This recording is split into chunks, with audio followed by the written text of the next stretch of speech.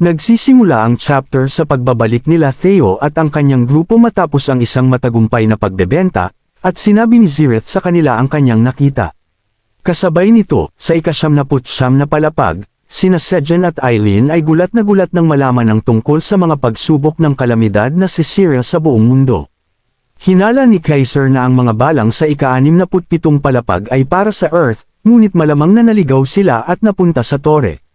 Natakot siya na baka masira ang Earth sa lalong madaling panahon dahil walang mundo ang nakapasa sa mga pagsubok, ngunit naniniwala si Sejan na siya ang X-Factor na makapagliligtas sa kanyang planeta. Sa ika-38 palapag, pagkarinig ni Theo tungkol sa pagkidnap, nagmamadali siyang hanapin sina Iona at Piu Piu. Mabilis na sumakay si Elka kasama sina Theo, Zirith, at Orion sa kanyang likod. Tanong ni Theo kay Zirith kung alam niya kung saan nagpunta sina Scarim at Meryl, at medyo sigurado siya na pupunta sila sa Rotten Root Inn sa Passageway Village. Ang inn ay pag-aari ng negosyanteng baboy na si Tarek, na isa sa mga alipors ng landlord. Siya ay direktang nagtatrabaho sa ilalim niya. Sinabi ni Zirith na nakita niya si Tarek at Scarim na nag-uusap kahapon, at tiyak na may binabalak ang mga ito. Naghinala si Theo nang marinig ito, hindi tungkol kay Scarim. Gusto niyang malaman kung paano nalaman ni Zirith ang mga bagay na ito ng detalyado, at kung bakit niya sinusundan si Scarim. Nagulat si Zirith dahil hindi niya namalayan na ibinunyag niya ang ilang impormasyon na maaaring magbunyag ng kanyang tunay na pagkatao. Sinisiyasat niya ang grupo ng mga negosyante na pinapatakbo ni Tarek dahil marami silang transaksyon sa ika-67 palapag, at nakita niyang nakikipag-ugnayan si Scarim sa kanila, kaya siya ay naghinala. Ngayon, wala siyang ideya kung ano ang sasabihin kay Theo para mapawi ang kanyang mga hinala, ngunit sa kabutihang palad, siya ay malikhain at madaling maniwala kaya nakapag-isip ng dahilan. Tinanong niya si Zirith kung balak niyang magtrabaho sa ilalim ni Greed sa pamamagitan ni Scarim. Nagulat siya nang marinig ito, at pagkatapos ay sinabi ni Theo sa kanya na itigil ang pag-iisip tungkol sa pagtatrabaho sa ilalim ni Greed dahil siya ay isang talagang masamang tao. Nagpa siya si Zirith na sumang-ayon sa kwentong ito at sinabi na hindi niya alam ang tungkol sa katotohanan ito. Nagpasalamat siya kay Theo sa pagliligtas sa kanya mula sa muling pagkabiktima, at nasiyahan naman si Theo. Di nagtagal, narating nila ang pasukan ng pasilyo. Sinabi ni Theo kay Zirith na mayroon siyang kasama rito na may mataas na posisyon sa Freemasonry Association, kaya makakatulong ito sa kanila. Curious si Zirith na matuto pa, at di nagtagal, narating ni Elka ang lugar kung saan si Hegel ay natutulog ng walang pag-aalala. Nagising siya nang tawagin siya ni Theo at tinanong kung naibenta na nila ang lahat ng kanilang mga pananim. Napansin ni Hegel si Zirith, at nagkakilala silang dalawa. Sina Zirith at Hegel ay nagkikita sa pulong ng tatlong asosasyon. Halos batiin ni Hegel si Zirith bilang anak ng pinuno ng Wandering Merchant Association, ngunit umiling si Zirith ng sobrang lakas kaya naintindihan ng Black Wolf ang kanyang sasabihin. Sandali, lalaki pala si Zirith. Mga guys, huwag akong i-cancel dahil mali ang aking pag-gender sa kanya. At dahil pinaparis ko siya kay Theo bago pa dumating si Iona sa kwento. Anyway, nagpa siya si Hegel na makisama kay Zirith sa abot ng kanyang makakaya at binati siya bilang kaibigan ng pinuno ng Wandering Merchant Association. Tanong ni Theo sa kanila kung paano sila nagkakilala, at kinakabahang tumawa sila habang ipinapaliwanag na ilang beses na silang nagkita. Nang matapos iyon, tinanong ni Hegel kay Theo, nasaan sina Iona at Piu Piu. Sinabi ni Theo na kinidnap sila, at gulat na gulat si Hegel. Sa una, akala niya ay nagbibiro lang si Theo, ngunit nang sabihin ni Zirith na nasaksihan niya mismo ito, naniwala sa kanya ang lobo. Ipinaliwanag ni Theo na kinidnap sila ni Scarim at Meryl, at papunta sila sa Rotten Root Inn para makipagkita sa negosyanteng baboy na si Tarek. Tinanong niya si Hegel kung makakakuha sila ng suporta mula sa ilang malalakas na tao sa Freemasonry Association, ngunit hindi sigurado si Hegel tungkol doon. Alam niya na si Tarek ay alipors ni Greed, at mahirap makitungo sa kanya. Ipinaliwanag ni Elka kay Theo na may iba't ibang paksayon sa loob ng Freemasonry Association. Sinabi niya na si Tarek ay alipors ni Greed, at ang pakikitungo sa kanya at karamihan sa kanila ay sumusunod sa mga may pera. Dahil kasalukuyang isa sa pinakamayaman at pinakamaimpluwensyang tao sa Torre si Greed, karamihan sa mga mersenaryo ay may ilang ugnayan sa kanya, tulad ng mga Silverwolves noon. Tanong ni Theo tungkol sa Magician Association dahil dapat ay makakatulong sila, ngunit sinabi ni Hegel na hindi rin ito gagana.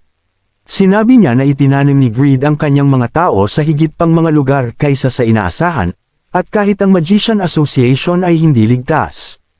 Natakot si Theo nang marinig ang lahat ng ito at nagtaka kung talagang walang paraan para iligtas ang kanyang babae, at nakonsensya si Zirith para sa kanya. Bigla niyang napagtanto na may isang paraan, ngunit ito ay isang mapanganib na paraan. Kinakabahang sinabi niya kay Theo na mayroon siyang ideya, ngunit kailangan niya itong pagkatiwalaan. Samantala, sa slum area ng Passageway Village, sina Scarum at Meryl ay papunta sa Rotten Root Inn. Kumatok si Scarum sa pinto, at binuksan ng gwardya sa loob ang peephole at tinanong ang kanyang pakay.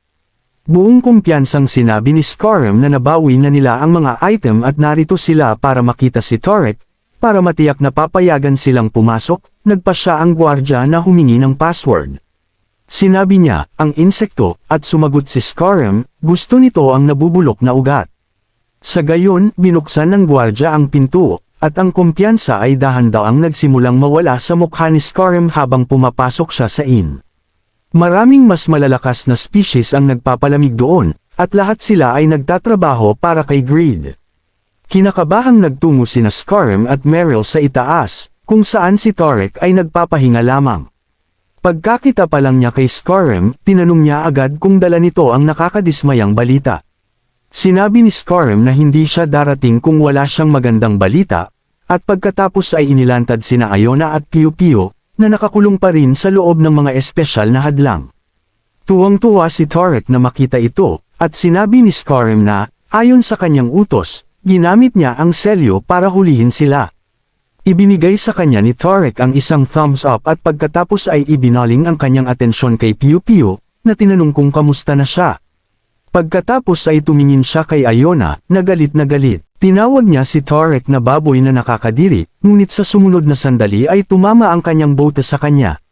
Yumapak si Torek sa kanya sa pamamagitan ng hadlang, na sumisigaw na naging banayad siya sa kanya sa lahat ng oras, ngunit kasalanan niya na hindi niya mabasa ang sitwasyon. Sinabi niya sa kanya na isa lamang siyang walang silbing hamster kung hindi siya makagamit ng mahika, at pagkatapos ay itinigil ang kanyang pag-atake. Ang baboy ay nagsimulang magpawis at humingle sa ginawa niya dahil ang kanyang pisikal na kalusugan ay mas masama kaysa sa akin, ngunit sinabi niya na ang pagyapak kay Iona ay nakakawalan ng stress. Habang nagsisimula siyang magpunas ng kanyang pawis, sinabi ni Torek kay Scarum na nang una siyang pumunta sa kanya na nagsasabing nakita niya ang prinsesa ng kuneho, akala niya ay nagsisinungaling siya. Gayunpaman, natapos niya ang kanyang misyon ng walang kapintasan, at si Greed ay lubos na matutuwa sa kanyang ginawa.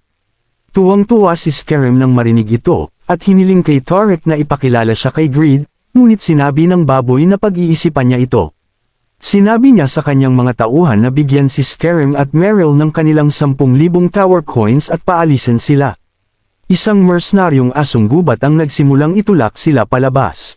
At habang si Meryl ay masaya na makakuha ng pera, sinubukan ni Scarum na kumbansihin si Torek na magaling din siya sa ibang mga bagay, at gusto lang niya ng pagkakataong patunayan ang kanyang sarili kay Greed. Wala si Torek pakialam sa isang walang kwentang tulad niya at ibinaling ang kanyang atensyon kay Iona. Sinabi niya na gustong-gusto niya itong durugan pa, ngunit hindi ito ang tamang oras para doon. Lumingon siya kay Piu Piu at nagpakilala at sinabi sa kanya na ang kanyang tagapag-alaga, si Greed, ay hinahanap na siya sa lahat ng oras. Sinabi niya sa kanya na itigil ang pag-iwas sa kanya at bumalik sa kaharian ng Red Ribbon upang makasama niya. Tumanggi si Piu Piu at pagkatapos ay galit na sinabi na si Greed ay hindi kanyang tagapag-alaga dahil siya ang mortal na kaaway ng kanyang mga magulang. Agad na isinisi ni Torek ang reaksyon ni Piu Piu kay Iona, at sinabi na tiyak na na-brainwash niya ang prinsesa ng malalim upang mag-isip ito ng ganito. Sinabi niya na ang pagkamatay ng hari at reyna ay isang kapwas-palad na insidente, ngunit walang kinalaman si Greed dito. Sinimulang purihin ni Torek si Greed na nagsasabing siya ay isang mabuting individual na responsable sa pamamahala ng kaharian at ng mga tao nito. Ibinibigay pa ni Greed ang kanyang buong suporta sa ika-67 palapag, upang hindi ito maging katulad ng ika-55 palapag. Umuungal si Iona sa sinabi nito, at sinabing alam ng lahat na ginagamit ni Greed ang kanyang suporta bilang isang kasangkapan upang kontrolin ang ika-67 palapag. Sigaw niya na hindi mangyayari ang mga bagay ayon sa kanyang plano dahil bumababa ang bilang ng mga pulang balang. Ngunit nagsimulang tumawa si Tarek sa kanya, na tinawag siyang hanggal. Tinanong niya ito kung sa tingin niya ay uupo lang sila at maghihintay na gumuho ang ika-67 palapag nang hindi nagdaragdag sa kaguluhan. Bigla, ang kanyang mga tauhan ay dumating at sinabi sa kanya na ang kulay ng mga balang ay bumalik sa pula. Natutuwa si Tarek na marinig ang balitang iyon, ngunit hindi si Iona. Hindi siya makapaniwala dahil sigurado siya na ang mga balang ay nagsimulang maging aswol. Napagtanto ni Tarek na walang silbi ang itago ang katotohanan ngayon.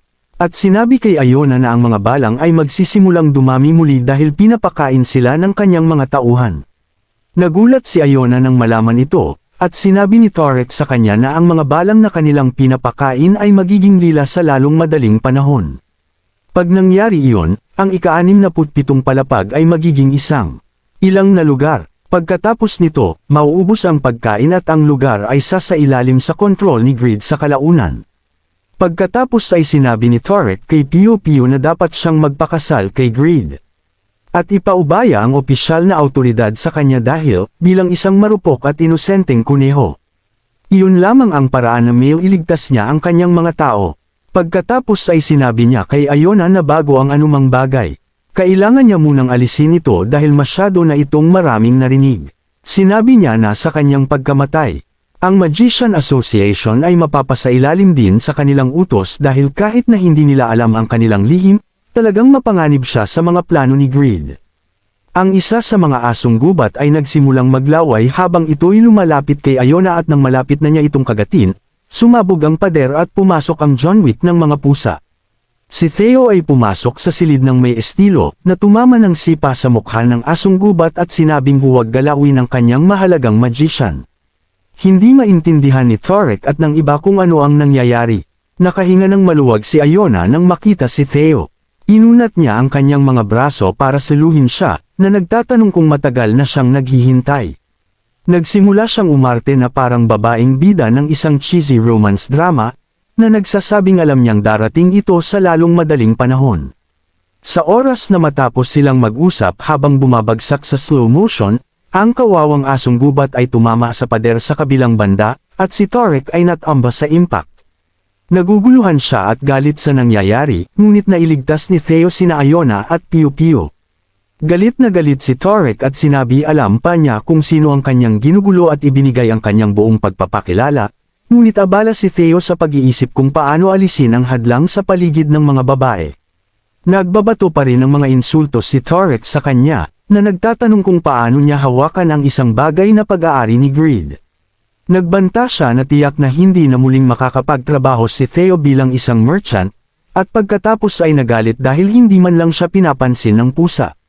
Binalingan lang siya ni Theo ng nakamamatay na tingin, na sinasabing tumahimik siya dahil halos hindi niya mapigilan ang kanyang pagnanais na patayin siya.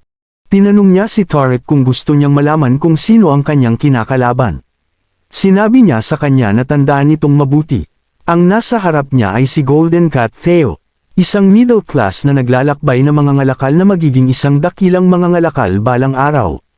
Ganyan natapos ang kabanatang ito, kung saan binitawan ni Theo ang MC dialogue sa harap ng mga masasamang tao. Umaasa ako na sasali rin ang Black Rabbit sa aksyon. Sa ngayon, tingnan natin kung may hahatid ni Theo sina Iona at Pio Pio ng ligtas sa ika-79 na palapag. At kung ano ang mangyayari pagkatapos nito. Kung nagustuhan mo ang video na ito, mangyaring mag-like at mag-comment at huwag kalimutang mag-subscribe.